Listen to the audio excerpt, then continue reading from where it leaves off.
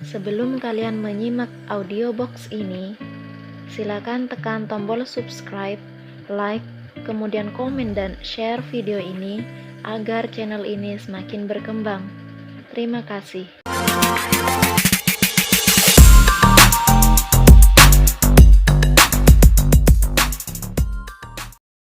Denis Maheswara melajukan mobilnya keluar dari gerbang sekolah. Lelaki dengan ekspresi datar itu mengemudi dalam keheningan yang baginya menyesakkan.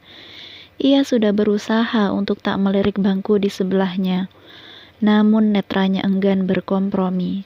Maka ia menoleh, kekosongan nyata kemudian dirasakannya. Embusan napas berat pun meluncur. Sudah hampir 1 bulan. Bukannya terbiasa dengan ketidakberadaan Dita di sampingnya, Dennis justru merasa amat tersiksa. Ruang rindu yang selama ini tak diketahuinya ada, menyesaki rongga dadanya tanpa ia tahu bagaimana cara untuk meniadakan atau setidaknya meminimalisirnya. "Di mana otak kamu, Dennis?" adalah tanggapan pertama Mama kala ia memberitahu perihal kepulangan Dita ke rumah mertuanya. "Kamu gila, ha? Kamu membuang gadis sebaik Dita hanya demi Daniar? Kamu mabuk? Mama gak habis pikir. Dengan kelakuan kamu sudah tidak waras. Pokoknya Mama gak akan menerima perempuan manapun selain Dita." "Ma, kalau aku tidak melepas Dita, aku hanya akan menyakitinya." "Alasan macam apa itu? Kalau kamu tahu kamu akan menyakitinya dengan perbuatan kamu, harusnya kamu tidak melakukannya. Malah lebih memilih membahagiakan selingkuhan daripada istri sah. Kamu harusnya malu, Dennis. Kamu memilih menjadi seorang pendidik, tapi bahkan kamu tidak bisa mendidik diri kamu sendiri. Coba katakan pada Mama, di pelajaran mana yang membenarkan tentang perselingkuhan?"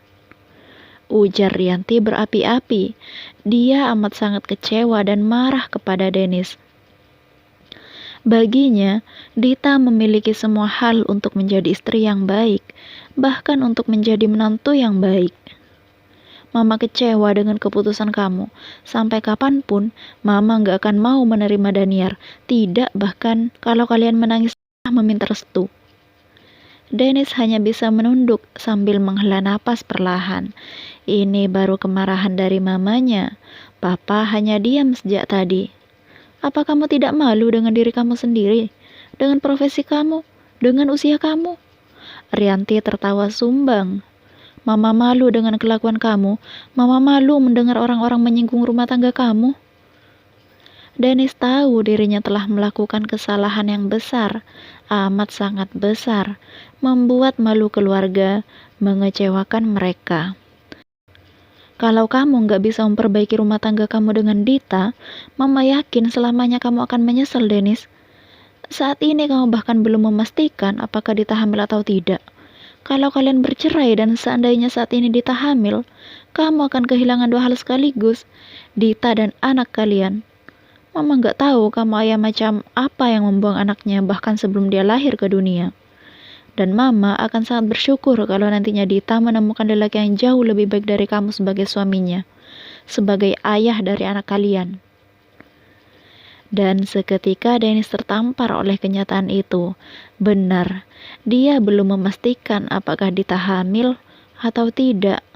Kalau seandainya Dita hamil dan mereka benar-benar bercerai, tepat seperti yang Rianti katakan, Dennis akan kehilangan 2 orang sekaligus, Dita dan anak mereka. Dennis pucat oleh pemikiran itu. "Jangan heran kalau anak kalian tidak akan mengenal kamu sebagai ayahnya. Sekarang terserah kamu. Mama gak akan ikut campur lagi dengan hidup kamu." Setelah itu, Rianti beranjak meninggalkan ruangan itu. Dennis memejamkan mata, kemudian mendongak melihat kepergian mamanya. Lantas menoleh kepada papanya yang kini juga berdiri dan menatapnya dingin. "Kamu pikir saja sendiri, apa pantas kamu disebut sebagai lelaki saat cara memperlakukan perempuan seperti mereka adalah barang yang tak berharga?" Dennis tahu dirinya telah melakukan kesalahan besar dengan memulangkan Dita. Sekarang, gadis itu bahkan tak mau mengangkat telepon darinya. Dennis sudah berusaha untuk mengalihkan semua pikirannya dari Dita. Ada Daniar yang selalu menemani dan memberinya perhatian. Sayangnya, Dennis tak pernah merasa cukup dengan hal itu. Dennis, panggilan itu mengembalikan Dennis dari lamunannya terhadap kejadian tempo hari. Dennis langsung menoleh, agak terkejut ketika ia merasakan sentuhan di lengannya. Sentuhan itu berasal dari Daniar. Oh, di perjalanan pulang dari sekolah tadi Niar menelponnya. Perempuan itu meminta Dennis mengantarnya untuk membeli sesuatu di pusat perbelanjaan yang besar di kota mereka. Kenapa? Tidak apa-apa, mungkin hanya lelah. Jangan banyak pikiran, nanti sakit, ucap Niar perhatian. Kamu sudah makan? Dennis menggeleng. Dirinya memang belum makan sejak pagi. Bangun tanpa tenaga, kemudian mandi dan segera berangkat ke sekolah. Ayo cari tempat makan yang enak. Kamu punya rekomendasi? Dengan spontan Dennis menyebutkan tempat makan kesukaan Dita. Saat menyadarinya, ia sudah terlambat untuk membatalkan karena Niar juga sangat bersemangat begitu mendengar kata warung lalap dari mulutnya. Musnah sudah usaha Dennis untuk melupakan si cantik yang sudah pergi. Mereka duduk bersebelahan di rumah makan itu. Mengikuti kata hatinya, Dennis memesan menu yang baginya sudah amat tidak asing. Begitu hidangan tersaji di mejanya dan Dennis melihat irisan mentimun di sana, seketika ingatannya melayang jauh. Makanan kegemaran Dita adalah lalap ayam khas rumah makan itu. Setelah Dennis bertanya mengapa Dita menggemarinya, Dita menjawab bahwa bumbu lalap di sana berbeda dengan bumbu lalapan biasa. Entah di mana letak perbedaannya, Dennis tak begitu mengerti. Seperti lalapan pada umumnya akan tersaji beberapa iris mentimun sebagai pelengkap. Aku nggak suka, A. Ya, Dita tidak suka buah mentimun. Dennis sendiri juga tidak menyukainya. Dita malah memindahkan mentimun miliknya ke piring Dennis. Tentu saja Dennis menegur, tapi Dita malah berdalih. Lalu aku yang harus makan? Kan kasihan, nggak boleh buang-buang makanan. Aku juga tidak suka, Dita. Nggak mau tahu. Dennis menghela napas sabar. Lalu kalau kamu makan di tempat ini tidak denganku, mentimunnya kamu kasih ke siapa? Sambil makan dengan tenang, Dita menjawab enteng. Aku kasih ke Lofi kalau bareng Lofi. Aku kasih ke Mama kalau bareng Mama. Atau ke Papa. Udah makan, A. Kasihan tuh. Tunjuknya ke arah mentimun di piring Dennis. Kasihan apanya, Dita? Itu hanya mentimun. Yang lain makan, mentimunnya dia naktirikan. Kan kasihan. Dita memberengut. Dennis hanya bisa melongo saat mendengar jawaban konyol itu. Ia mendengkus geli. Kalau saja tangannya bebas saat ini, ia pasti akan mengacak puncak kepala Dita karena gemas. Dan, kok nggak dimakan? Hah? Kamu kok diam? Malah senyum-senyum nggak jelas begitu. Oh, Dennis meringis. Senyum tipisnya mengambang menjawab pertanyaan Daniar. Ia menatap Daniar lekat-lekat. Hela napasnya meluncur perlahan, sebelum kemudian ia kembali sibuk dengan makanannya. Kamu mau membicarakan sesuatu denganku, Den? Tanya Daniar yang melihat gelagat Dennis layaknya orang meragu. Dennis berdaham pelan. Sebenarnya ia sudah memikirkan hal ini sebelumnya. Bukan tanpa tujuan ia bersedia diajak Daniar keluar hari ini. Memang ada sesuatu yang ingin ia bicarakan tentang hubungan mereka yang berkaitan erat dengan bagaimana Dennis harus menata hatinya. Katakan saja, bujuk Daniar dengan suara selembut saljunya. Aku pasti akan mendengarkan, Dennis. Begini, Niar. Dennis memperbaiki posisi duduknya.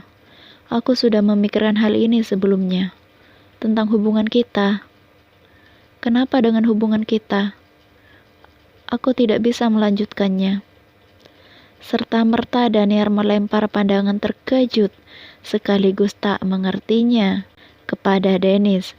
Ia memastikan telinganya tak salah dengar. Tatapan Dennis yang serius membuat tawanya meluncur. Aku tahu kamu bercanda. Setelah semua yang terjadi, mana mungkin? Aku serius, Niar. Bahkan aku berpikir bahwa memang tak seharusnya kita membina hubungan seperti ini. Ketika aku sudah beristri, seharusnya aku tidak memercikkan api. Aku tahu aku juga bersalah. Hubungan kita tidak akan seperti ini seandainya aku tegas sejak awal. Tapi kita sudah sejauh ini, Dennis. Bahkan kamu sudah bercerai dengan istri kamu. Dennis menggeleng. Aku tidak bisa menceraikan Dita. Daniar melirih. Aku tahu saat ini kamu sedang lelah dan banyak pikiran. Maka dari itu kamu ngawur begini. Dennis sendiri tahu bahwa Daniar tidak bisa menerima keputusannya kali ini. Mereka memang sudah bertindak sangat jauh. Rumah tangga Dennis sudah hancur. Dennis sudah melawan keluarganya karena masih saja berhubungan dengan Daniar meski keluarganya tak mendukung. Dennis telah meretakkan kepercayaan mertuanya dengan mengkhianati Dita. Lebih buruknya lagi, ia telah membuat Dita sakit hati akibat pola pikirnya yang kacau layaknya benang kusut. Aku tidak akan melanjutkannya. Tidak ada pintu bagi kita untuk masuk, Niar. Tidak ada yang mendukung kita. Maka dari itu kita harus memperjuangkannya. Kita saling mencintai. Aku yakin pasti ada jalan lain untuk kita. Dennis melihat mata Niar yang mulai berkabut, dan Niar terlihat susah payah mengendalikan emosinya agar tetap tenang. Bagaimana bisa Dennis mengatakan hal itu setelah semua hal yang mereka lewati bersama? Aku tidak bisa, Daniar. Lalu apa, Den? Niar nyalang menatap Dennis. Kalaupun kita mengakhiri hubungan ini, toh kamu juga tidak akan bisa mengambil kembali apa yang sudah kamu tinggalkan. Jadi jalan satu-satunya hanyalah tetap mempertahankan hubungan kita. Kalaupun aku tidak bisa memperbaiki segalanya, setidaknya aku akan menata hatiku agar lebih tepat. Enggak. Daniar menggeleng. Setelah menarik napas dan mengembuskannya, ia melanjutkan. Kita bicarakan ini nanti, setelah kamu lebih tenang.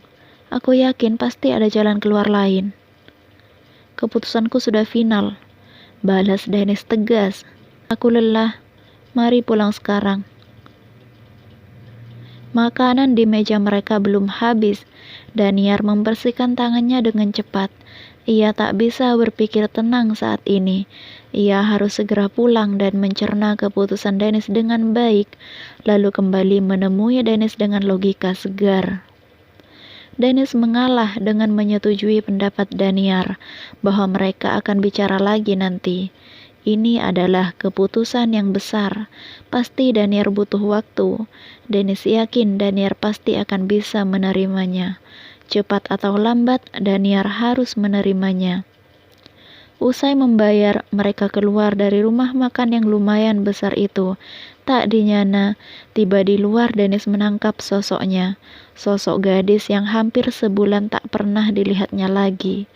Gadis itu kini sedang berjalan ke arahnya bersama seorang pemuda tanpa menyadari keberadaannya di sana. Hal yang sukses membuat Dennis mengatupkan rahang karena geram. Dit, ayo. Lofi menarik tangan Dita sekuat tenaga agar Dita bangun dari tempat tidurnya. Enggak mau, Lofi. Males ah. Tolak Dita keras kepala. Lofi mengempaskan tarikannya di lengan Dita begitu saja. Ia bersidekap dan memandang Dita jengkel. Kalau bukan karena dirinya sangat menyayangi Dita sebagai sahabat, tak akan mau ia repot-repot mendatangi rumah Dita di waktu-waktu luangnya untuk menghibur gadis itu. Lofi tahu Dita sangat mencintai suaminya. Ia pun sangat terkejut saat Dita menelponnya pada siang hari dan memberitahu bahwa sahabatnya itu telah menandatangani surat cerai. Lofi juga merasa sangat kesal terhadap Dennis, lelaki yang selama ini dikenal sebagai sosok yang keren dan cerdas di sekolah. Impian semua murid perempuan kecuali dirinya dan yang sudah punya pacar. Dita menceritakan semua hal padanya, termasuk kedatangan seorang perempuan yang merupakan calon Dennis di masa lalu, sampai pada malam di mana mereka melakukan perdebatan yang sangat panjang dan berakhir dengan kepulangannya ke rumah orang tuanya. Dita sendiri tak mau mengumbar masalah rumah tangganya yang telah kandas, tapi ia tak bisa memendam segalanya sendiri. Lofi adalah orang yang dipercayainya. Ia juga tak bisa menceritakannya pada mama atau papa. Ia tak mau mereka membenci Dennis. Mau bagaimanapun, Dennis tetap lelaki yang telah mencuri hatinya. Selalu ada alasan mengapa Dita tak ingin Dennis mendapat cap buruk dari orang tua mereka. Katanya lu mau move on. Lofi mengempaskan dirinya di sebelah Dita. Gue lagi belajar move on, jawab Dita kalem. Ini pacarnya keren banget sih. Lanjutnya gemas sendiri terhadap novel yang dibacanya. Belajar move on apanya? Orang kerjaan lo tiap hari cuma baca novel kok. Ntar kalau udah bosan, lo nangis-nangis ingat suami. Dita langsung cemberut. Ia tak mau munafik. Ia memang belum bisa melupakan Dennis. Tapi ia meneguhkan hatinya. Dennis sudah memilih perempuan lain dan dirinya sudah terusir. Mungkin saat ini ia masih menangis. Ia masih rindu. Ia masih terbayang-bayang, tapi nanti ia yakin bahwa ia akan sembuh. Waktu akan menyembuhkannya. Si cantik yang semula menelungkup berubah posisi menjadi berbaring. Lofi menyusul di sebelahnya, sama-sama memandang ke atas. Sekarang gue emang masih belum bisa lupa sama dia, Vi. Tapi nanti gue yakin gue akan melupakannya. Sayang banget ya. Sayang? Dita tertawa mendengar pertanyaan itu. Kalau tak sayang, mengapa ia harus merasa sesakit ini? Mengapa ia harus merasa begitu kehilangan Dennis? Kalau tak sayang, mengapa dirinya harus menangisi lelaki itu dan merindukannya setiap detik? Bahkan ketika logika melarangnya untuk memikirkan Dennis, hatinya tetap tak sejalan. Dita memang sayang, sangat menyayanginya sampai di setiap aliran darahnya, di setiap embusan nafasnya, di setiap jarak penglihatannya, hanya ada Dennis dan Dennis, lelaki yang telah memilih perempuan lain sebagai penggantinya. Kok malah ketawa sih? Lofi menoleh dan terkejut melihat Dita yang mendalam. Tawanya justru menitikkan air mata. Dita menyeka air matanya dengan kasar. Ia bangkit duduk dan berkata, "Ayo jalan, ajak V sama Yasa juga, double date kita." Sebagai sahabat yang selalu ingin menghiburnya, Lofi membalas dengan semangat, "Oke." V dan Yasa datang ke rumah Dita setengah jam kemudian. V tersenyum lebar menyambut Dita yang selalu cantik di matanya. Sayang sekali Dita tak pernah memilihnya. Gadis itu kini telah menjadi milik orang lain. V dan Yasa memang belum tahu perihal masalah rumah tangga Dita. Tumben mau diajak jalan, Dit. Nggak ngejaga perasaan suami lagi, ujar V sambil menaikkan dua alisnya jenaka. Udah deh, jangan banyak omong, jawab Lofi. Tak ingin suasana hati Dita berubah. Yuk jalan. Yasa mengedik ke arah motor yang sejak tadi memang sudah ditungganginya. Buruan naik. Dengan menggunakan dua motor, mereka berempat pergi dari pekarangan rumah Dita. Mau kemana kita? V sedikit menoleh ke arah Dita sambil mengeraskan suaranya. Makan dulu gimana? Lapar. Sip, bilang mereka. V memelankan laju motornya agar Yasa dapat menyusul di sebelahnya. Dita memberitahu Yasa dan Lofi untuk pergi makan lebih dulu. Keduanya menyetujui dan mengekori tanpa banyak cakap. Ada masalah ya? Tanya Yasa kemudian. Lebih bisa membaca situasi daripada Veno. Lofi menaikkan kaca helmnya. Masalah apa? Yasa mengedik ke arah Dita. Dia di rumah. Cowok nggak perlu tahu. Gumam Yasa tak peduli. Diusapnya tangan Lofi yang melingkar di perutnya, membuat Lofi mengetatkan pelukan itu dengan senyum cantik di bibir. Mereka akhirnya tiba di warung lalap kesukaan Dita. Kalau sudah pergi makan, Dita lah yang selalu diminta untuk memilih tempatnya. Karena kalau tempat itu tak cocok dengan kemauan Dita, Dita tak akan mau makan. Jadi walau terpaksa, teman-temannya lah yang harus mengalah. Setelah turun dari motor, V dan Dita berjalan lebih dulu memasuki warung lalap tersebut. Kenapa suka banget makan di sini? Dita yang berjalan di sebelah V pun terdiam sejenak kemudian menoleh. Ini rumah makan favorit keluarga gue. Gue udah sering kesini sejak kecil. Istimewa juga ya. Dita menjawab dengan senyum. Lofi sama Yasa kok lama ya? Pacaran dulu mereka, udahlah. Dita memandang ke depan dan menghela napas pelan. Baru saja ia ingat bahwa rumah makan itu adalah tempat makan yang selalu didatanginya dengan Dennis. Ia menyesal telah menunjuk tempat itu tadi. Bukannya move on, ia justru semakin terbelenggu. Dan yang tidak Dita sangka-sangka, ia akan bertemu Dennis di sana. Dennis bersama Daniel yang sangat anggun dan dewasa. Begitu serasi dengan Dennis. Pandangan mereka bersih borok. Itu suami lo kan? Tanya V ragu. Sama siapa? Nggak tahu, cari tempat makan lain yuk. Dita segera menarik tangan V untuk kembali ke motor pemuda itu. Kenapa? Melihat Dita berusaha kabur, Dennis pun mengejar dengan spontan. Ia tak mendengarkan Niar yang memanggil namanya. Begitu dekat, ditahannya lengan istrinya. Dita menghela napas, dengan ekspresi sebiasa mungkin dihadapinya Dennis. Yang tak ia sangka, mata Dennis justru memancarkan kemarahan. Sedang apa kamu di sini? Sama dia? Suara lelaki itu terdengar dingin. Ia melihat tajam ke arah tangan Dita yang memegang tangan Veno. Lepaskan tangan kamu darinya. Kamu yang lepasin tangan aku. Dennis terkejut mendengar balasan dari gadis cantik itu. Dita menarik lengannya dengan paksa sampai terlepas dari cekalan Dennis. Dennis tak pernah merasakan perasaan ini sebelumnya, di mana dadanya terasa panas dan ingin memberontak.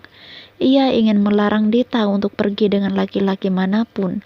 Ia tidak suka melihat Dita bersama lelaki selain dirinya. Perasaan aneh itu baru muncul dan tak bisa ia kendalikan. Karenanya kembali ia cekal lengan Dita. Lalu ditariknya gadis itu dengan paksa. Lepas, Dita memberontak. Lepas Dennis. Pulang. Nggak mau. Dennis tetap menyeret gadis itu. Kamu tidak boleh. Kamu punya hak apa ngelarang aku, ha? Jerit Dita akhirnya tak peduli lagi bila membuat keributan di muka umum. Jeritan itu berhasil menghentikan langkah Dennis. Lelaki itu memutar tubuh berhadapan dengan Dita. Aku suami kamu, Dita. Mantan suami.